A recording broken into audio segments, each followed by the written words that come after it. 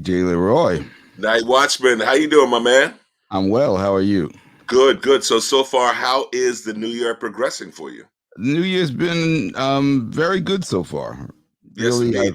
I feel the energy. Well, after you the know, tremendous loss of 2022 for me, you know what? It can only go up from here. Okay. So, absolutely.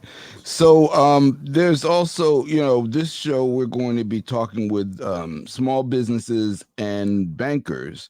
okay. When small businesses and bankers work together, there's an optimism about the things that can happen. And so we want to examine how that relationship can yield fruit for the businesses and create opportunity for our communities, because it's all about all those things working together to make sure that we have opportunity in the community. That rhymes. Well, I guess you might know this because you were a financial wizard yourself. I understand you used to come from that particular world, so I guess you'll have something to say, huh? No, I'm just going to sit back and relax and listen to the people who are going to bring on right now. Oh, So, okay. Who do we have, buddy? Talk to me. So let's start out with the businesses, and then we're going to talk to some of the senior business consultants that we have from Chase Bank. So let's start out with Adan Morales. Yay! Good morning, good afternoon, good evening. All right, you cover them all. That's beautiful. Exactly. So Adan is from Moravilla, which is a real estate firm located in the Bronx. Whoa, hold on. Are we talking this? Yeah. Nice. I thought it was Wakanda. No. They stole it from us. Tell them, Adan, they stole it from us, please. Okay. All right. And we also have Padmore John, who is the owner of the Tsion Cafe. And he has been a fixture in the Harlem community for quite some time. He's been involved with the community board, and he's a good guy. We like him. We like you, Padmore. Padmore. How are you doing? How's everybody doing? Thanks a lot for having me on. Absolutely. And I want to introduce our senior business consultant from Chase. We have Jumoke Fagbayi. Hey, yes. Let's bring her out here. Yes. Hey everyone, nice to be here. Good seeing Jumoke. Beautiful. So, who else we got there, Bob? We have Vanessa Blanco. Hey, yes. Let's bring her out here. Come on now. Where's Vanessa? We got to get Vanessa in here. Let's see. I know she's somewhere in that green room. Bring her out here. Vanessa. Hey, everyone. All How's right. everyone doing? Great. Now that we have you guys together for 2023, this is going to be a good show. I got confidence. So NightWatchman, do tell. How do you want to start out, man? You want to get their journeys? Let's start out with Jumoke and tell us a little bit about just what your role is in terms of working with small businesses.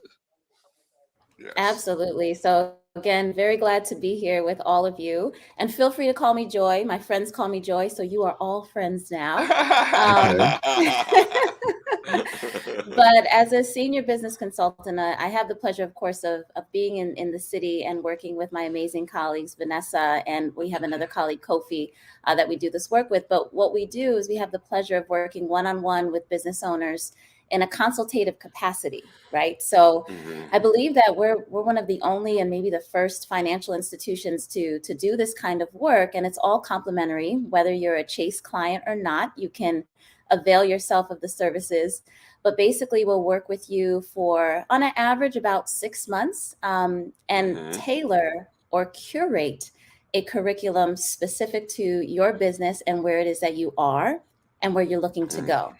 And typically we'll focus on access to capital, business development, getting your certifications like your MBE or MWBE, also marketing, cash flow management, operations management, building out your ecosystem, so to ensure that you have the right people around your business to make sure that it's successful. So that's pretty much in a nutshell what it is that we do.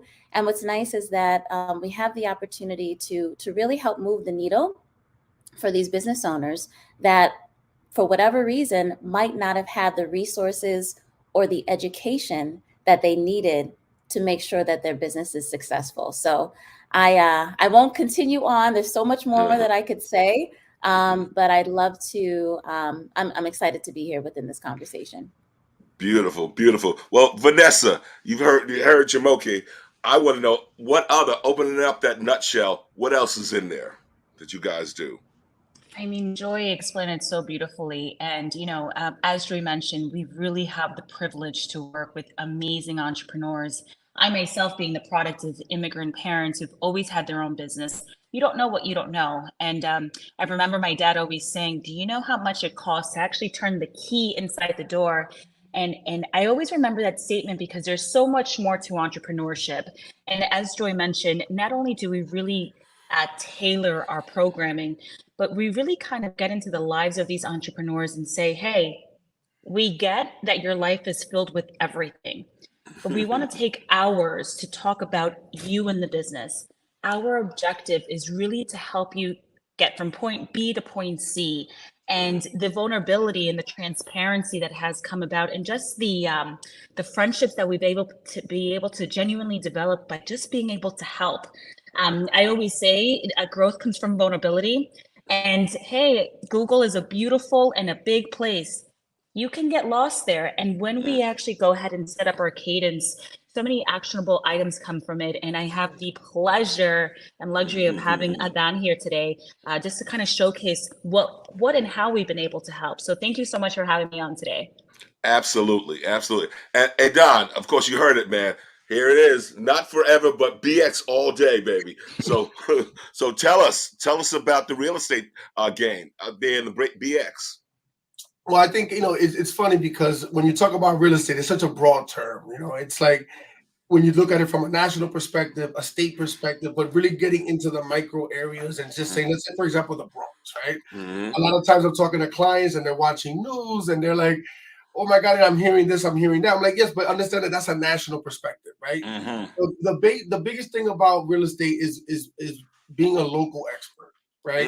Not trying to be and have a foot in every market, but really understanding and embracing one in particular so that you become that expert, right? So I try to give my clients the information that's pertinent to them, right? What type of property do you have?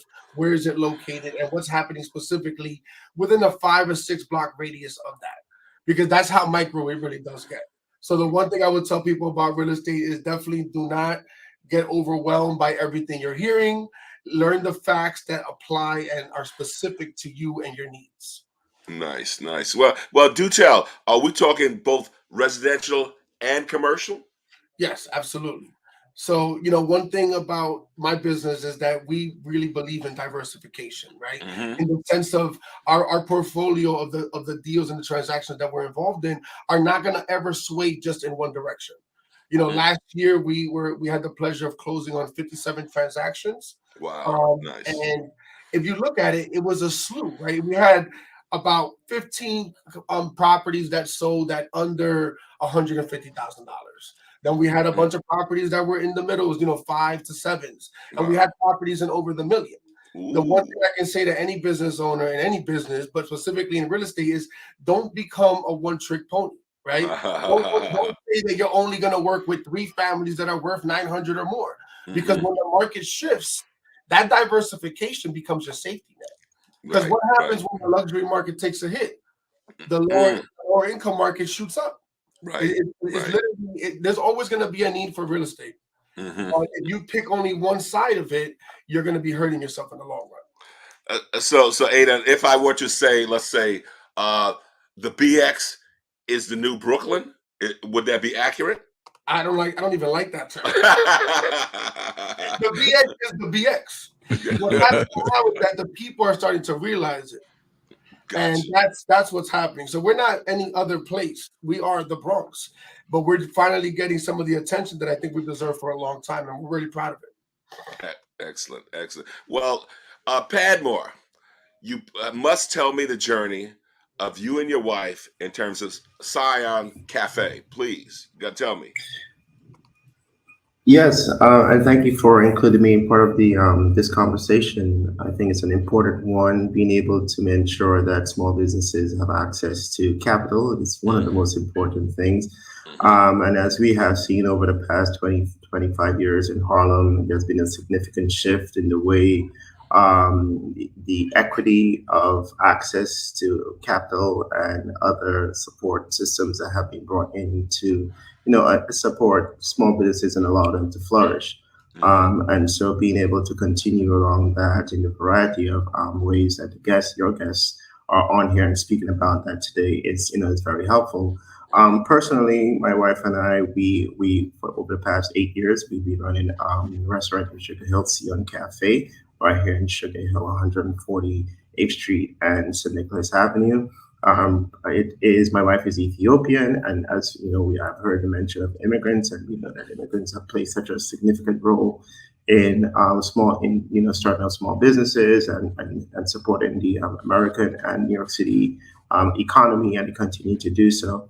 So both my wife and I are immigrants. My wife specifically from Ethiopia, and she's also Jewish, so grew up in Israel. So having some of that background and addressing some of the challenges around the Ethiopian Jewish community and its perception, as many Ethiopians were traveling to Israel, she felt there was a need to speak out about it and speak by bringing folks together to have conversations, and that's kind of where it began. And then, of course, we started bringing food. Food started taking a life on its own. Everyone was always congregating around the food. So we like, well, let's take this to the next level. And shortly thereafter, we opened Tsion Cafe. And Tsion Cafe was pretty much the same expression of bringing diverse populations together, people from different backgrounds, emerging them into Ethiopian culture and history through food.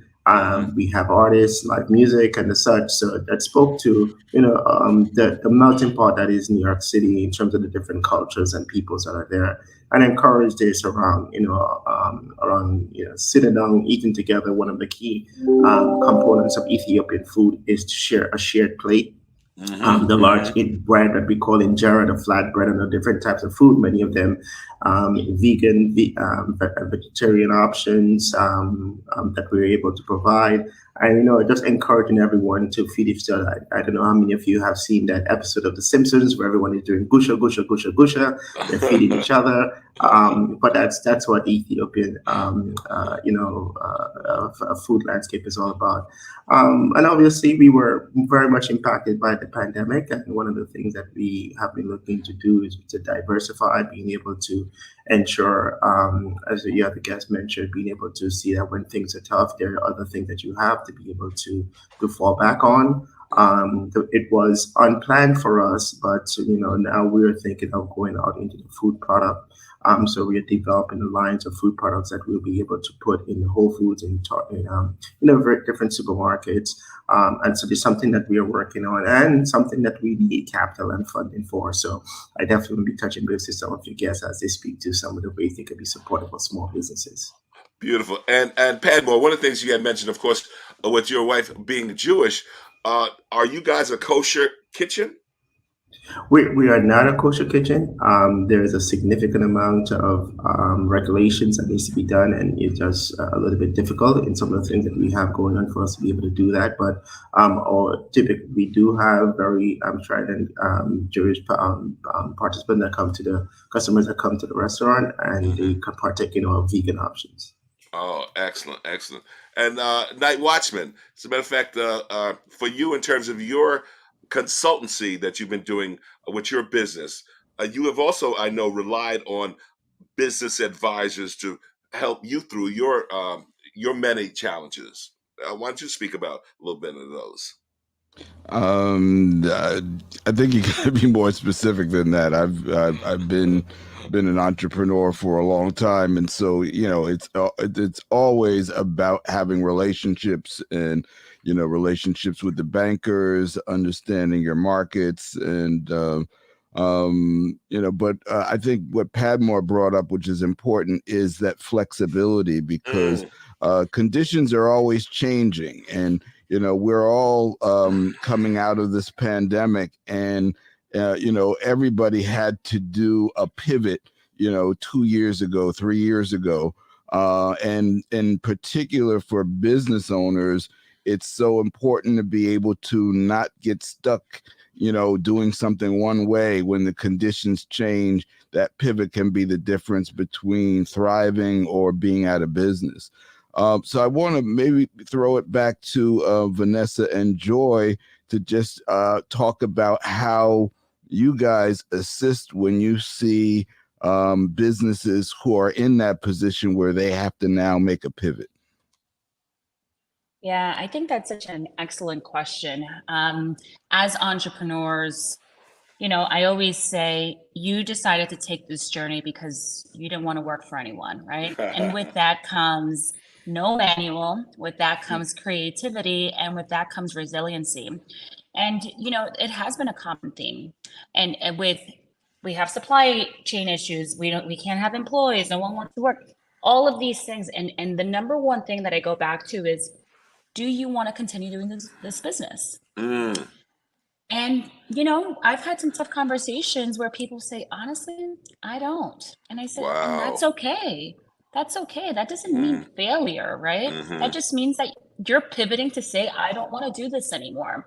And then on the other token is to say, yeah, I do want to do this. And so sometimes I've done even exercises as to like, what's the love letter to the business, right? Like, we got to start from scratch. We got to start over again. And then from there, when people start saying and start realizing that you can't think the same way you did before, there's a new level of energy that comes about it. Because I always say, the show must go on.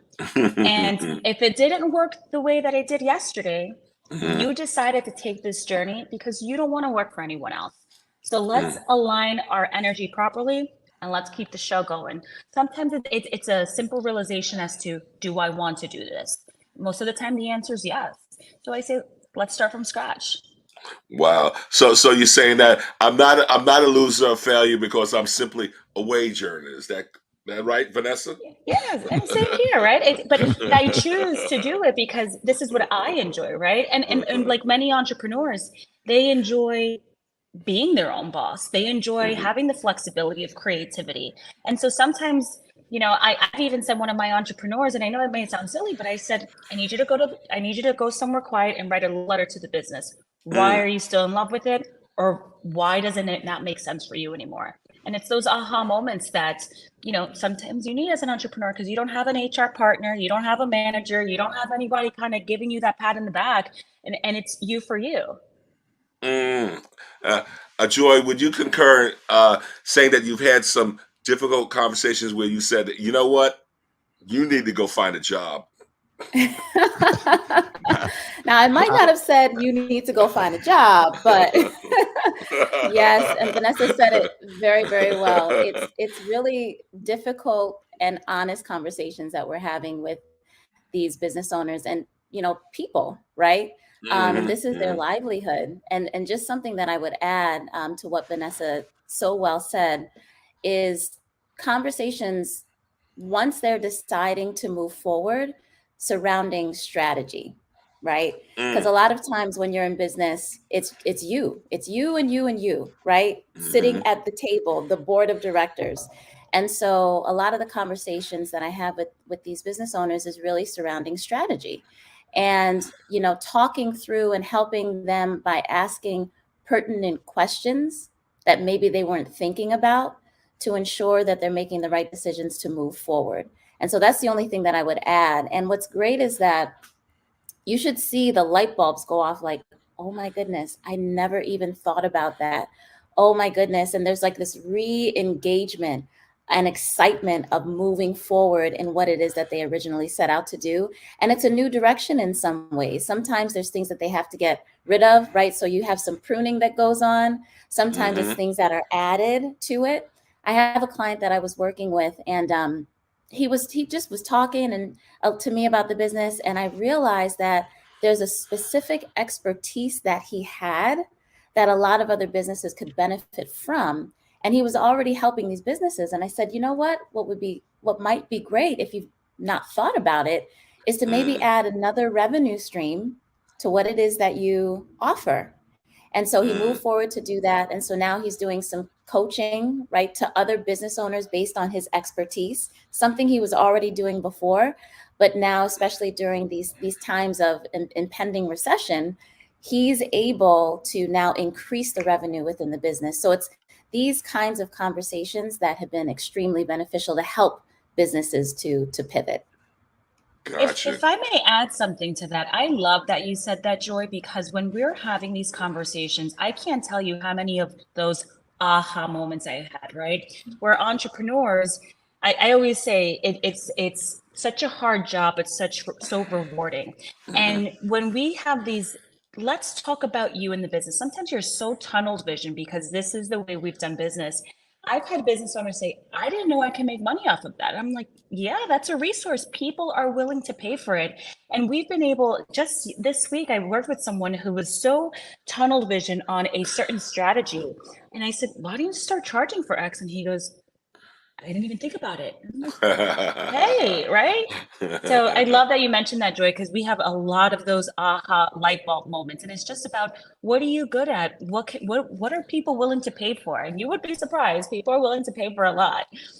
Well, that also, I guess, then brings me to you, Adan.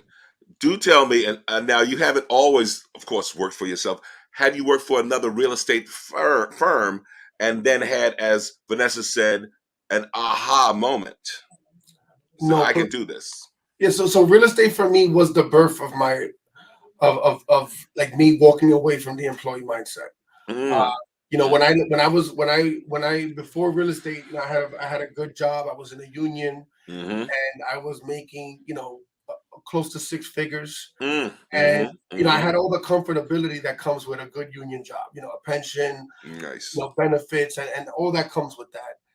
But you know, I met my wife, and she gave birth to a lot of ideas. You know, and I saw what she was doing, and I fell in love with it. And I did it for a bit while I was working both, and eventually I saw my lane, and I went for it. And I look back now, and obviously I thank God for meeting my wife, but I also thank God, you know, she changed my life in a lot of ways. And having this opportunity to be an entrepreneur and to pursue this is something that just gives me an energy that I can't describe every day when I wake up.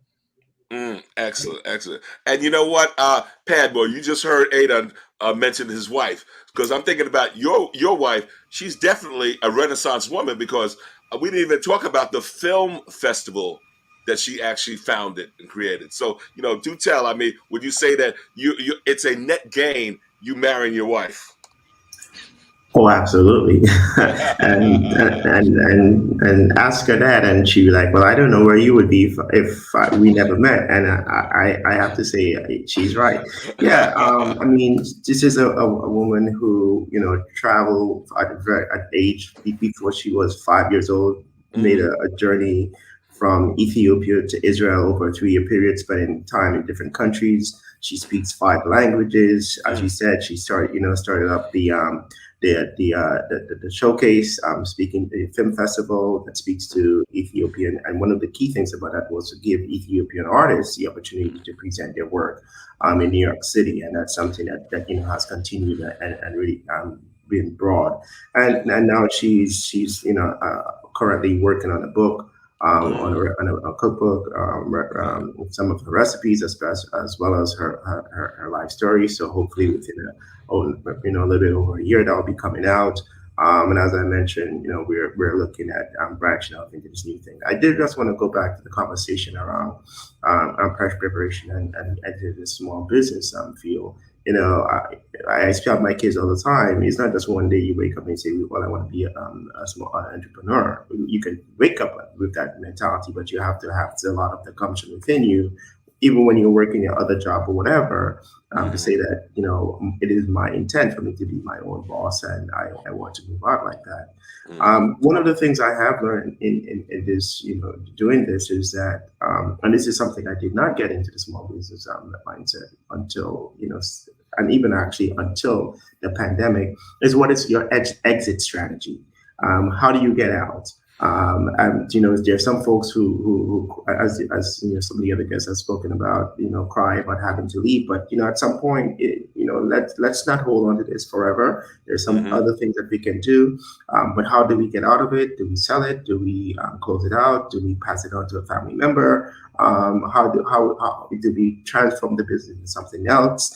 And I think it's important that as much as we're thinking about how we get in, we also thinking about how we get out, and which is something that we had to take a very hard look at. As you know, so many small businesses of all sizes really have been impacted by the pandemic, and continue to do so, especially for restaurants and those in hospitality service. Some restaurants are, kind of coming back to where they were. We are still in a little bit of a struggle. The concept of Ethiopian is eating together, and that has been hard for us to translate beyond the pandemic, which is one of the reasons we are trying to undertake this transition. But I think it's so important to align where you are, where you want to be, even think about making some of those hard decisions very early and being able to align different people. As I heard one of you guys said, build that ecosystem, which is so important around you, that is supportive of the type of decisions and how you're going to go. Some small businesses fail not because of anything that's bad on the owner or whatever else. It's just because they don't necessarily have some of the support system around them. We've seen this has happened to me. I'm in a group with a bunch of different restaurant owners, and I'm just saying how many different one of them are closing their restaurants or preparing to go out because it's a struggle and they don't necessarily have anyone necessarily around there. So being able to bring in some of the business, the bankers, especially to be able to be supportive, that type of more mentoring and supportive work that your guests have been speaking about is so needed, and I'm looking forward to it. Well, Padmore, I understand that you may have to leave us a little bit early. So a couple of things. A, I need to know, you need to let the folks know again where the restaurant is, and also for 2023, any plans for the cafe in terms of what do you see happening? And then B, if there was a suggestion box for, let's say, you working with a bank or financial institution, what would that suggestion box, what would you put inside that suggestion box? Sure. Great questions. Thank you, Curtis. So we are located at 148th and St. Nicholas Avenue. We're on St. Nicholas between 148 and 149. We are at 763 St. Nicholas. That is a very important building. It's very historical in Harlem. Both Red Fox and Malcolm X, I should say Malcolm Little before he became Malcolm X, worked in capacity at that building at Jimmy's Chicken Shack. It was very, very prominently mentioned in the movie, the U.S. versus, I'm blanking on her name now, but there's a movie that came out and it was speaking about Josephine Baker. In terms of where we're looking to go, as I said, we want to continue being able to be supportive of our community and offer nutritious, healthy meals, vegan and other options at our space. We have pretty nice patio and outdoor space to eat as the weather is starting to get warmer. One of the things, 763 St. Nicholas Avenue. Okay. One of the things. Want to make sure folks don't go to the wrong space. Important. Yeah. So in terms of making a suggestion box, I'll be honest with you. I have been a Chase banker for not banker but customer for quite some time. The business has been open for 8 years. We're going to be, and I've been a banker at Chase before that, but I have never really known about a great deal of the extensive services that are available. So being able to ensure that, I recall when I started up, there was an individual banker that was directly linked to us when we opened our account, but we haven't had many of those interactions, especially post-pandemic. So I do not know if there's capacity for Chase, especially for small businesses, to be able to extend itself to let them know what are different ways to get in contact with someone like a Joy and a Vanessa, being able to ensure that this is resource that is available to small businesses. And just to let them know, I have to say that over the past year, we have been in a few programs supported by various banks and other entities that are just supportive of one. It's almost like a mentoring. It's connecting you with different folks, taking a look at some of the business essentials, marketing, financing, how the different ways to really put yourself in a position of for success. And when you do need that assistance, being able to connect you to places, we really had a really great relationship with Columbia University, and Columbia has on many occasions, and growing that capacity, as a part of their business school. So just being able to come for different banks, especially for Chase, to be able to make some of those connections, a part of that larger build stronger network for small businesses, business owners.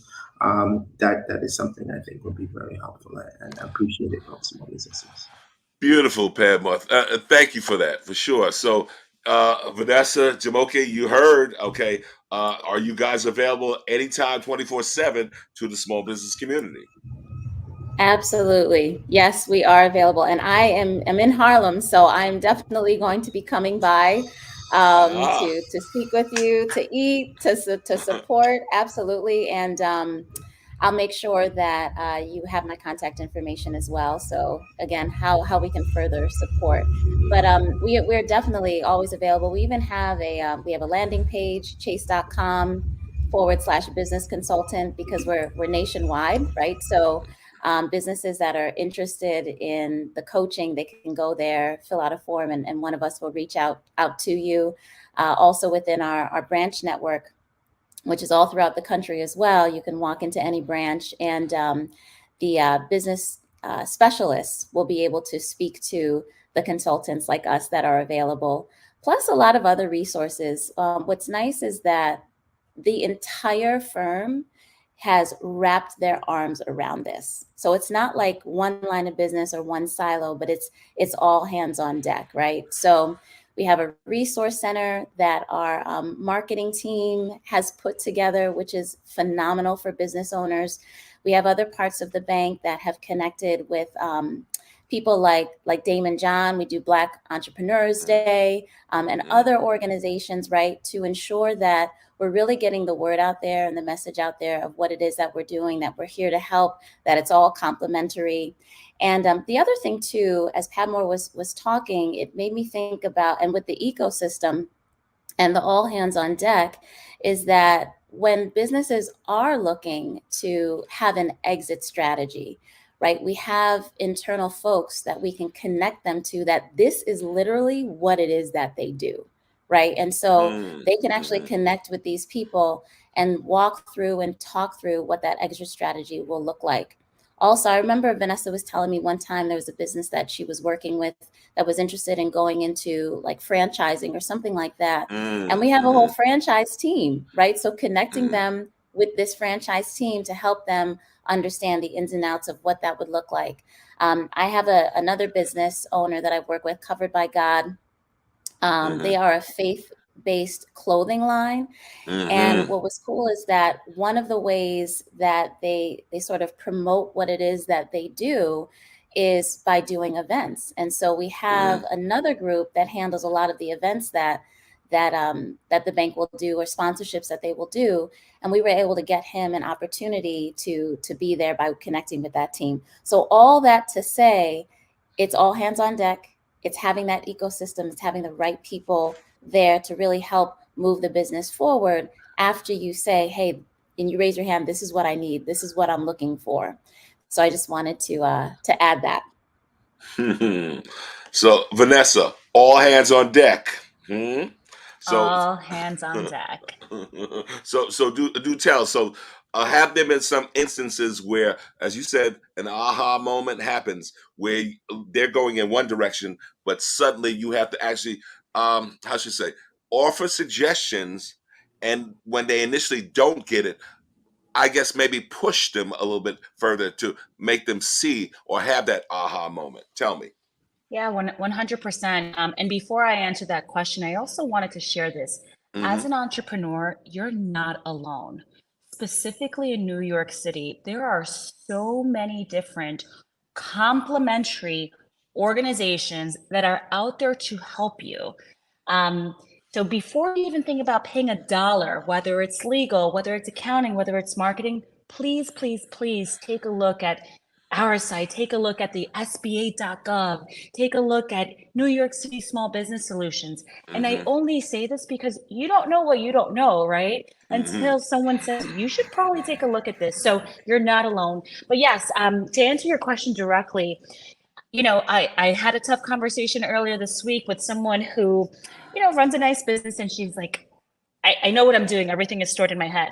I said, that's excellent. And she goes, I get anxiety every day because this year I need to meet next year, and I need to meet last year's numbers, and I just don't know what to do. I said, we need a plan. She's like, no, I don't work that way.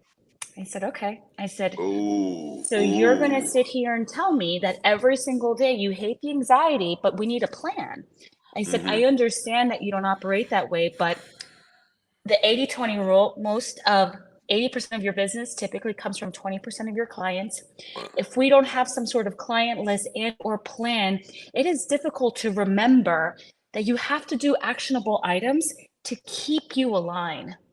And we fought nicely for about 30 minutes. And then I said, listen, I said, you're showing up to these meetings because you know something is missing.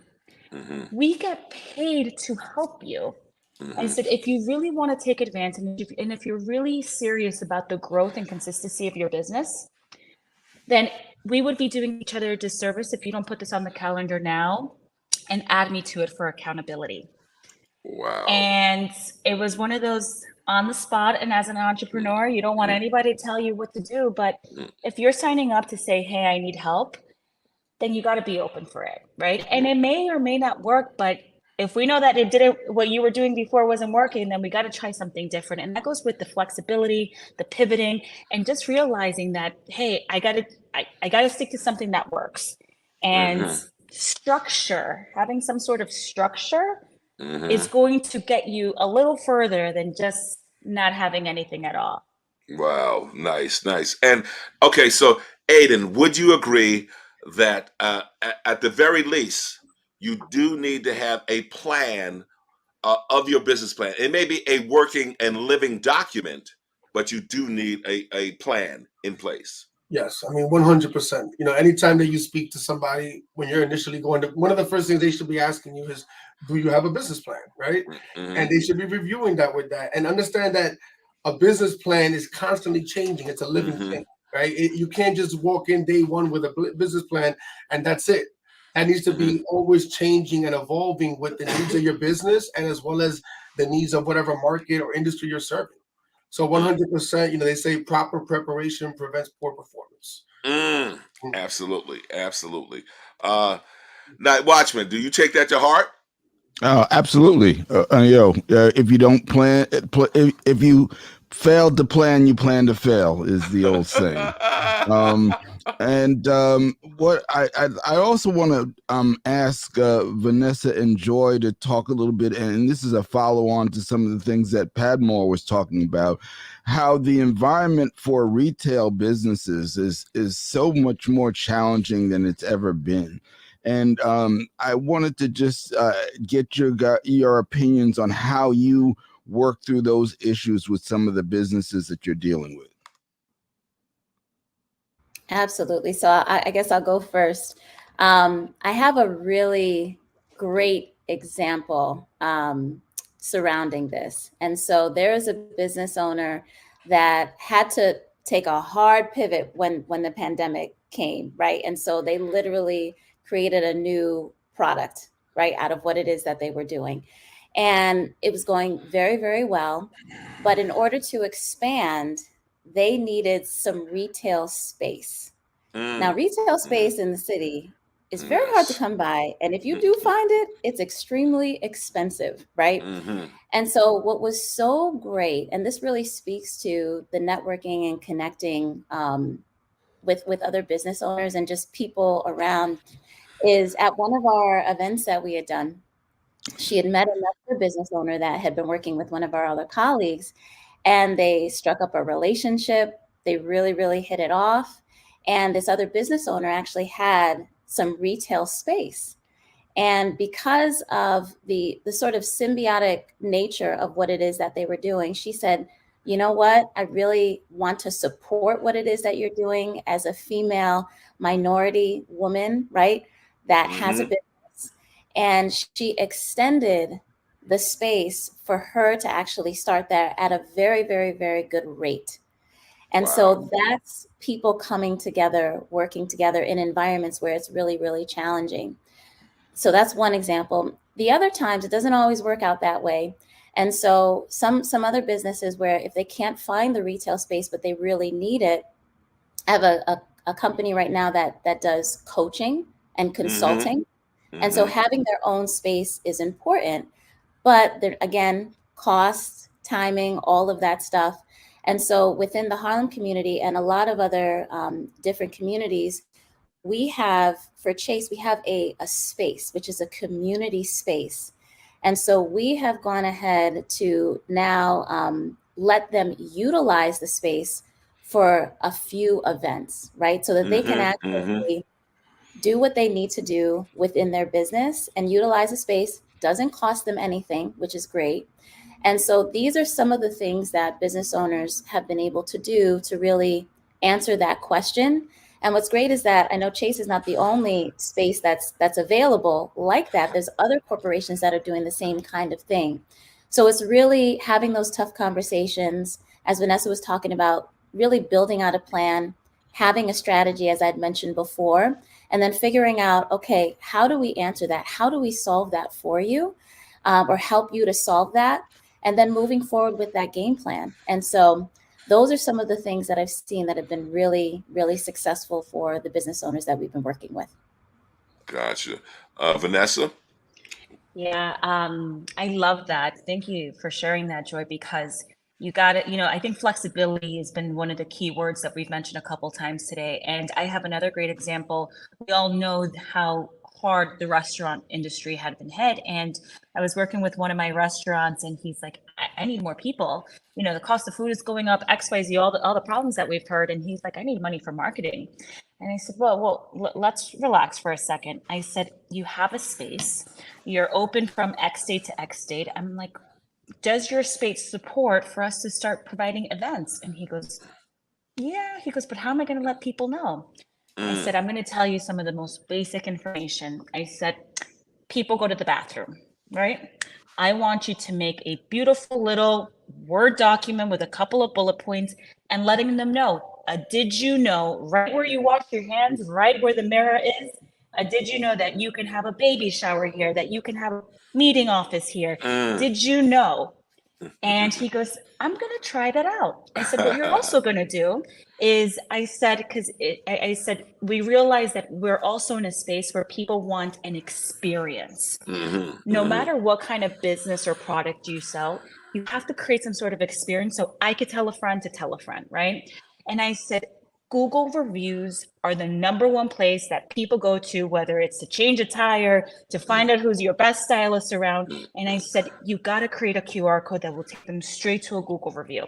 Wow. And your employees have to entice them. And he goes, I'm going to try this out. So he went ahead and he goes, Vanessa, I felt silly putting up these, did you know, in the men's bathroom, right outside the door, when you push the door, right? And right in the ladies' room. And he goes, I have about 4 bookings for the next month in a space that I didn't even know I could actually cater to. And now my Google reviews are up and I've seen people actually come in because they found me on Google or they found to say that I could do this space. So I say all of that because you got to get creative, right? If you decide that you want to continue to stay in the game, like I mentioned, there's an energy that you can't replicate. And if you want to stay in the game, you got to get creative. Excellent. Well, you know what? I guess, Adan, I got to bring you into this because I have to know. Certainly, we do know in terms of the wealth gap between Black and brown communities, right? It all starts with real estate, home ownership. So do tell me, man, what have you been doing in terms of the whole wealth building initiative for families? Great. Absolutely. So, the more I got involved in real estate, the more I learned what you just said, right? The the huge wealth gap that exists in our communities Mm-hmm. and go back to, the days of redlining and whatnot. And Mm-hmm. we're going to be feeling the effects of what happened for, decades, right? Mm-hmm. So the question is, what are we going to do about it? So, Mm-hmm. when you talk about wealth building and you talk about generational wealth within our communities, there's a clear lack of it. So we created an initiative where we started doing what we call Family Wealth Building Day. Mm-hmm. So what we do is that we bring in the parents Mm-hmm. and we bring in the children simultaneously. And we do a day centered around wealth building that has a curriculum suited for the adults as well as for the children separately. So the parents come in and there'll be, for example, the last one we did at CS 55 on 176 in Park Avenue. Shout out to Luis Torres, the principal, for making it all happen. Nice. He gave us access to the auditorium, the gym, as well as the cafeteria. So the families came in. They did a money 101 for the adults in the auditorium, while the children were learning about money, credit, savings, and we actually partnered up with Chase on this event as well. And they did it. It was an amazing opportunity because what we did was that we had families having conversations with each other that they never had before. And the goal of that is that when you want to bridge a gap, you can't hit it just on one side. Mm-hmm. You can't just teach the kids and they go home to a parent that doesn't know about credit or about these things. So what we're trying to do is hit them from both sides so that the future of those families will no longer be feeling as much of an impact by that lack of information. So it's something that has been growing. Our last event, we had about 150 participants. Mm-hmm. It was beautiful. We're just trying to identify an issue and see what can we do about it. Nice. And Adan, I also understand you're doing some significant work with the New York Hispanic Chamber of Commerce. So do tell what's going on. So it's funny because like Joy and Vanessa were speaking, it's all about networking and creating lanes of opportunity, right? So I was fortunate enough to become a board member on the Chamber of Commerce. Nice. And that's actually how I met Vanessa the first time. And that all led to this, which has led to so many other things. And so what my role there is now that I'm kind of like the community, I'm in charge of community affairs. So what I'm trying to do is create initiatives like the family wealth building, working with different communities, and just trying to bring the entrepreneur spirit and see how is it that entrepreneurs can help the communities they serve. Nice. That to me is one of the most important things, is that I want our money to stay where we are. And the more of that we do, the more that we support each other, then the bigger that the whole community can grow overall. Beautiful, So beautiful. I'm very proud of. Thank you. Well, do tell. Do you guys, Vanessa, you Ada, also take some trips to either Albany or let's say Puerto Rico for Somos? I've heard about Somos. I have to be completely transparent in saying that last year was our first full year in doing this work.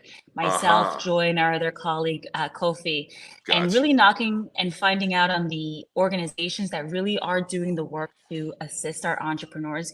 And there was so much to learn and so many great partnerships built. I say all of that because Somos came about 1,000 times, and I'm like, what is Somos? How do I get there? And hopefully, maybe we'll have an opportunity, but we have not been able to get there.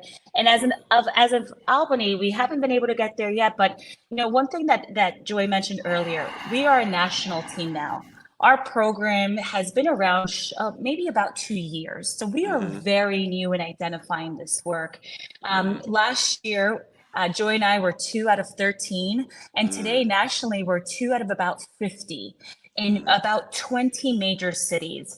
So as it was previously mentioned, chase.com/business consultant, no matter where you reside, someone will get in contact with you. And our mission is to really help you. It doesn't matter whether you are a client of the bank or not. We're really here to assist and guide and hopefully be able to get you from point A to point B, or just provide some further thought that you probably didn't know you had in your back pocket. Excellent.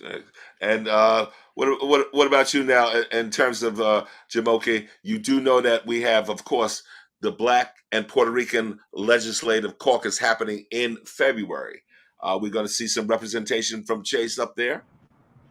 So I actually, that's a very, very good question. And like Vanessa was saying, haven't been able to get everywhere, right?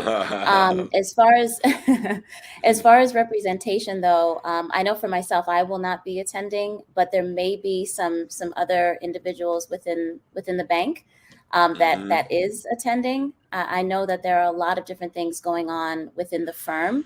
And so sometimes we are not privy to all of that right away. So I am not 100% sure, but perhaps.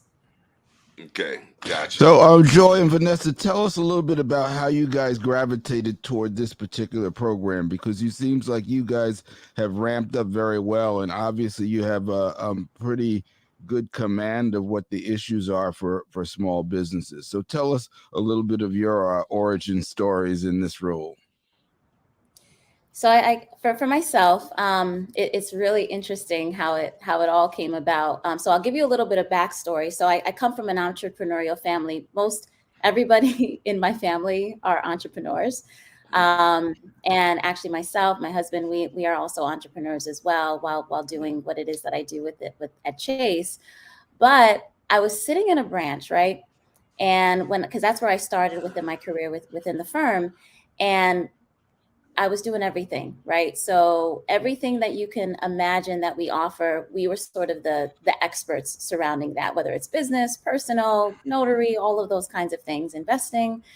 And so I will never forget, this one business owner came in and she was sort of not distraught, but needed some encouragement in starting her new business venture, which was a hair salon, actually. And so, we had a really good conversation. This was years ago, but it planted a seed on the inside of how I was able to have a conversation with her.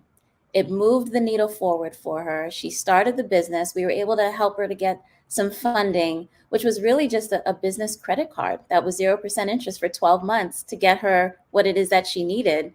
And she was able to pay it back before the interest hit, right? Which is very, very vital. And 10 years later, she's still in business. And so more and more businesses I saw, and I'm like, wow, there's so much of an impact that you can make, not only just providing great products and services, but having dialogue and conversation, right? And so fast forward, I went into just business banking. So just focusing on working with businesses. And then this opportunity came about, and I was like, sign me up, because I was already doing things in community as well. I was on boards. I was facilitating some workshops for the Small Business Development Center, which also supports businesses out of the SBA. And so when this came, it was just like a no-brainer. And I was just blessed to really have the opportunity to come on the team. And now, working with Vanessa, my other colleague, Kofi, it's a great dynamic to not be in it by yourself doing this same work, but to have like a mastermind, right? A team of people that are doing the same thing that you can lean on, right? And learn from, and that are just as passionate as you are to really help move the needle forward within businesses, within our communities. So that's my origin story. Vanessa? Yeah, and as Joy mentioned, I too come from an entrepreneur background. I always say, if you're the only person in your household who speaks English at the age of 11, you go to work after school. If you miss a day, your pay gets deducted by $10. And so this is all I knew. And so being in the financial industries for the last 16 years and always working with businesses, and in full transparency, I was a commercial banker, always in production, and COVID hit and things got really tight. And our manager, who I've known for about 15 years, reached out to me and he's like, what do you think? And I said, you know what, if there's ever going to be a time to actually do something that feels good while no one knows what direction, the world is going to go into, I was like, yeah, sign me up.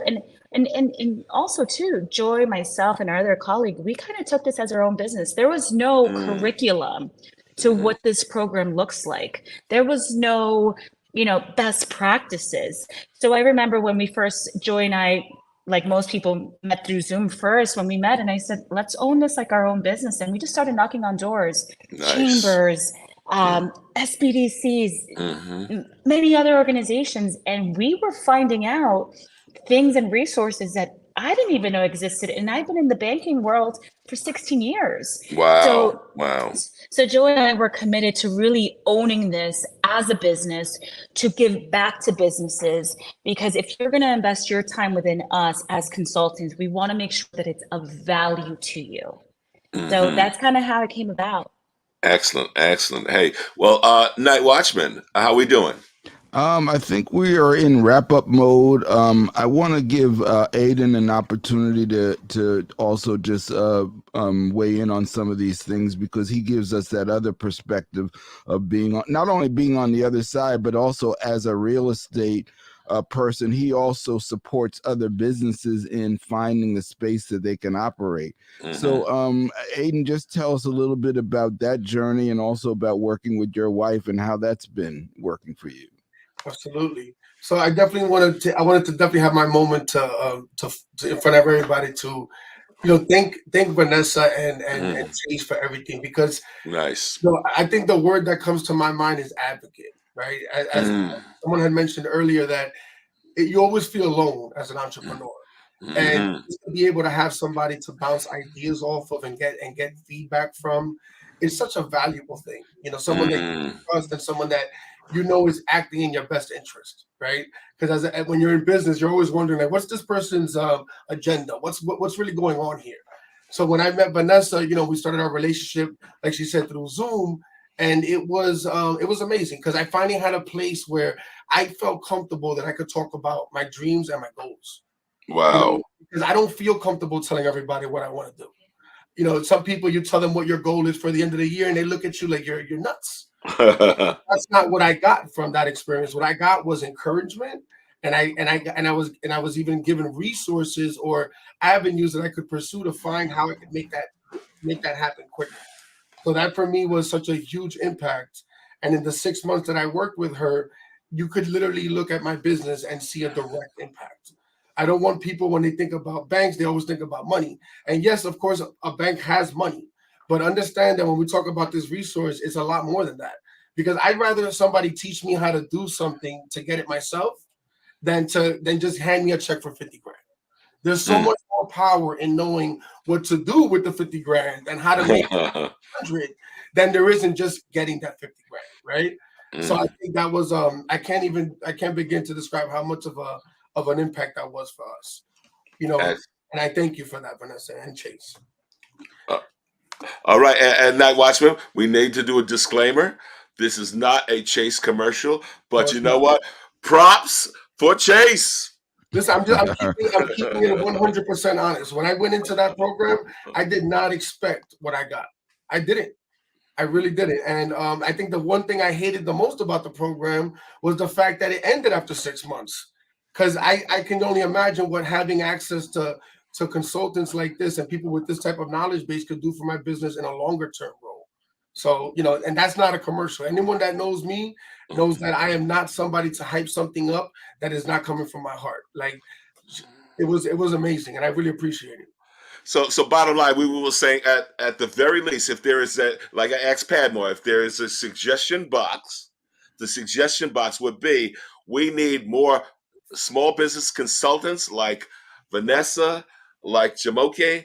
That's what we need. So Chase, if you're listening, this is what you need. Keep them on the front lines. I wrote them a letter. I wrote a letter. I was like, my only suggestion is, please, if you see a business is exceeding and is getting a big impact from this program, don't pull it away, because it's just beginning, Wow.